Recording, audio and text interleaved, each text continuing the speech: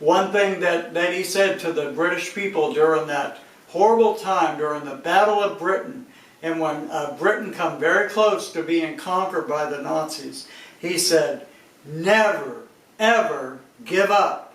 And as Christians, we must never, ever give up. And the beginning of giving up is when we stop assembling and fellowshipping with other Christians. Now, I mean, here lately, we have been trying to keep fellowship going and alive through everything from emails and phone calls, social media, these teaching videos, whatever we can do. And all that's a good thing as far as it goes, but it's really not the best thing. I hope you understand, this is not the best thing that we are going through, that we are living through as a church right now. It is a stopgap measure. And it's not intended to replace physical fellowship with the saints. Hebrews chapter 10 is all about physical, personal interaction. It's about people physically meeting together as the church. In fact, this word assembling, as used in verse 25, it's only used one other place in the New Testament, and that's in 2 Thessalonians chapter 2, verse 1, whenever Paul wrote, "Now, brethren, concerning the coming of our Lord Jesus Christ and our gathering together to Him, we ask you," and this word gathering in 2 Thessalonians, it's the same Greek word that's translated assembling in Hebrews chapter 10, and 2 Thessalonians is referring to the gathering together to Him of the saints, of believers at the rapture of the church. I cannot imagine that there is a born-again Christian that would not want to gather together to be raptured out of this mess that we call planet Earth. It's no less important. It's not any less important for Christians to gather together, to assemble together as believers, as the church, and Christians must never abandon what God has called us to do. As verse 25 says, as the manner of some is. We don't want to be part of the some, do we?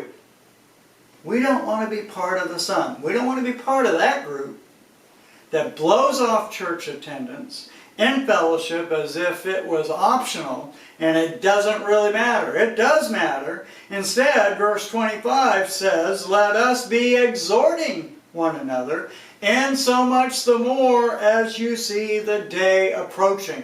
To exhort one another is to earnestly urge somebody, to earnestly encourage someone, or to advise someone, or to even say, be very cautious now.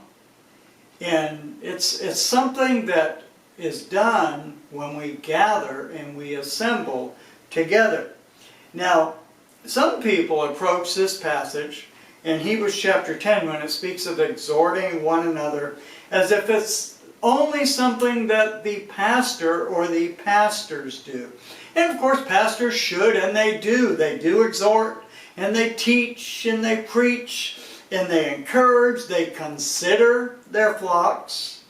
But pastors are a part of the us the writer of Hebrews is addressing.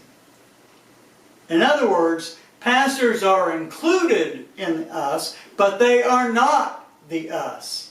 And no believers are excluded from ministering to one another. No believers are excluded from praying for one another, loving one another, exhorting one another.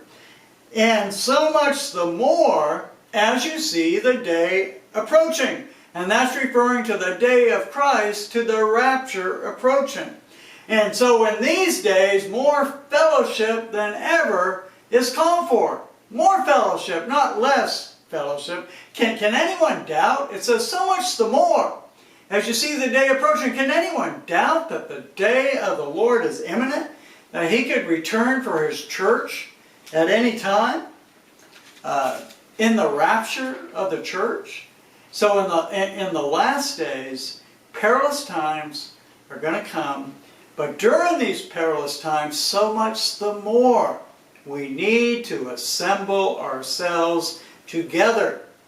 And so as I wrap this study up this morning, once again, this passage stresses the personal interaction between people in the church assembled.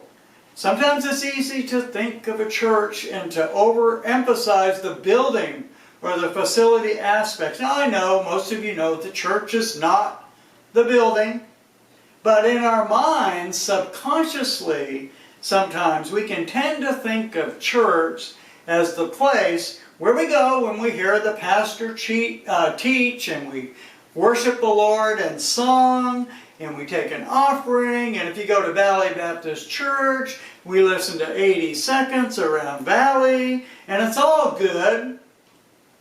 And then we're off.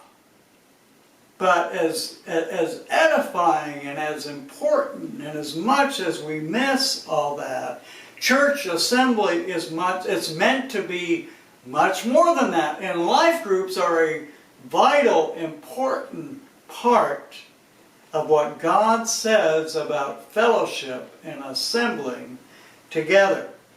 And I don't know about you, but when we get the green light to meet together again at the church facility for the worship service and life groups, and I hope that day is coming very soon.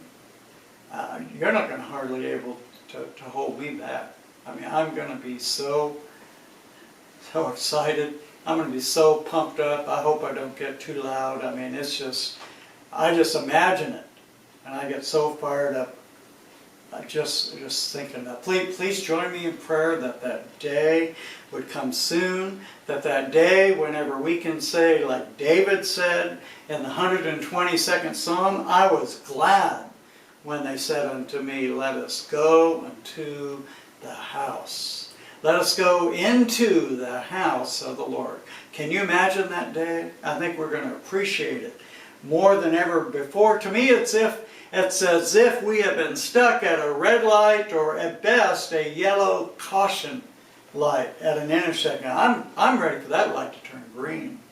And I want to put my foot on the accelerator, on the gas pedal, and go and just see what God might do at our church and in our life groups.